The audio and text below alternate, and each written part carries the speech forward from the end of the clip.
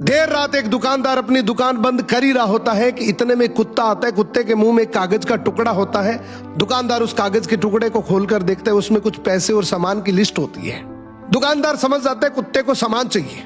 वो सारा सामान एक थैली में पैक करके कुत्ते के आगे रख देता है। कुत्ता थैली को मुंह में दबाता है और वहां से चल देता है। ये देखकर दुकानदार बड़ा अचंभित होता है कि इतना समझदार कुत्ता किसका हो सकता है, देखा जाए। दुकानदार भी कुत्ते के पीछे पीछे चल देता है। आगे जाकर देखता है तो दुकानदार और हैरान हो जाता है जब वो देखता है कि कुत्ता एक बस स्टैंड पर खड़ा है।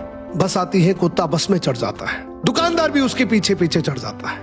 अब वो देखता है कि कुत्ता कंडक्टर को इशारा करता है, अपने गले की पट्टी दिखाता है। पट्टी में भी एक कागज का टुकड़ा होता है, उसमें पैसे और कुत्ते के स्टॉप का एड्रेस होता है। अब जैसे ही स्टॉप आता है, कुत्ता उतर जाता है। दुकानदार भी उस स्टॉप पर उतर जाता है और इसकी एक्साइटमेंट और बढ़ जाती है कि आखिर इस कुत्ते का मालिक कौन होगा। इतना समझदार, इतना वेल ट्रेन्ड कुत्ता आखिर किसका है। अब कुत्ता आगे चल रहा है, दुकानदार भी उसके पीछे पीछे चल रहा है। थोड़ी दूर जाने पर कुत्ता एक घर के आगे जाकर रुकता है तो दुकानदार समझ जाता है कि यही इसका घर है। खूब देर तक कुत्ता दरवाजे की बेल बजाता है।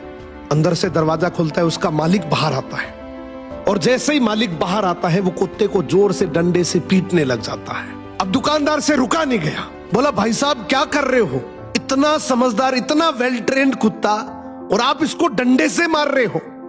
तो वो मालिक बड़े गुस्से में बोला, काहे का समझदार, बाहर गया था तो चाबी नहीं लेकर जा सकता था, घंटी बजा बजाकर मेरी नींद खराब कर दी। इस कहानी का मोरल यह है कि दुनिया की अपेक्षाओं पे खरा उतरने की कोशिश कभी मत करना, क्योंकि दुनिया को आपकी अपेक्षाओं का कोई अंत नहीं है।